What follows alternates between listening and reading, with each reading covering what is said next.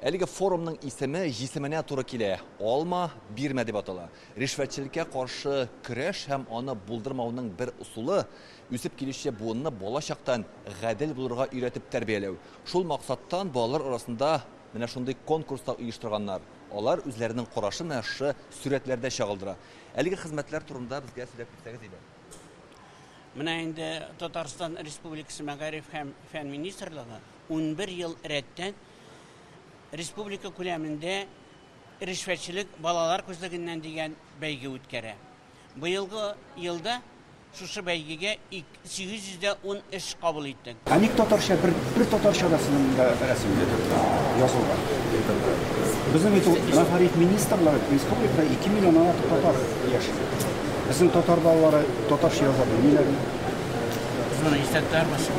İnsanlar arasında var idi tatar телендә язылган иншаларда. Конкурста катнашучы балалар иҗади эшләрне татар телендә дә тәкъдим итсә, тагын да үтемлерәк булыр диде форумның күргәзмәсе белән танышучы Марат Әхмәтов.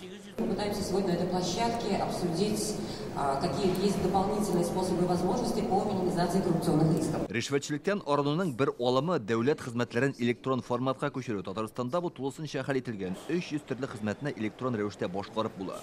Шуңа да карамастан республикада һәр 10нчы кеше ришвәтчелеккә юлга ди белгечләр. Кемдер бирә, кемдер ала. Ел сайын коррупция белән бәйле 1000-гә якын хукук бузу очрагын ачыклыйлар.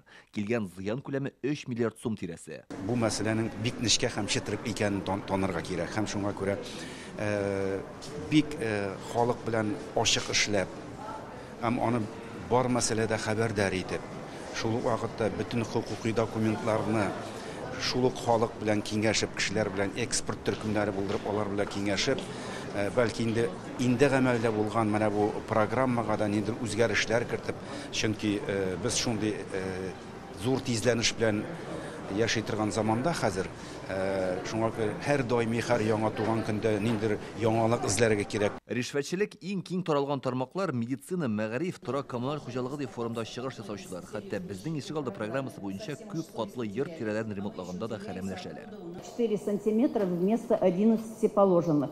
Асфальтның 1 сантиметр калынлыкта җәясе урынга ни бары 4 сантиметр гына салынган. Бер ишек алдында хәтта вак ташта җәеп тормаганнар. Иске асфальтны яңасы белән каплап куйганнар да бетте китте. Бөтенләй оятлары калмаган. Без аннары аптырыйбыз. Юллар җимерелә, халык зарлана дибез. Бу очракта акча бюджетка кайтарылды.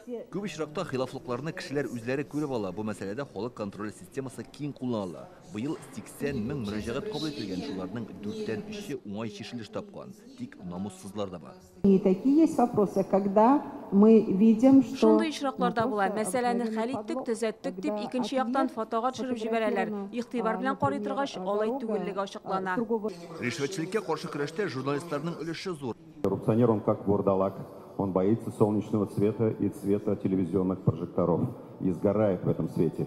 Поэтому нам, конечно, нужно продолжить нашу совместную работу. Форумда ришвәтчелек темасын яктыртучы журналистларын да бүләкләделәр. Олар арасында безнең хезмәттәшебез Алия Хайретдинова һәм Семни тапшыруында махсус проектлар продюсеры Татьяна Тимошенко да бар. Илдар Сафиуллин, Рамзил Гарипов, Яңа гасыр каналы.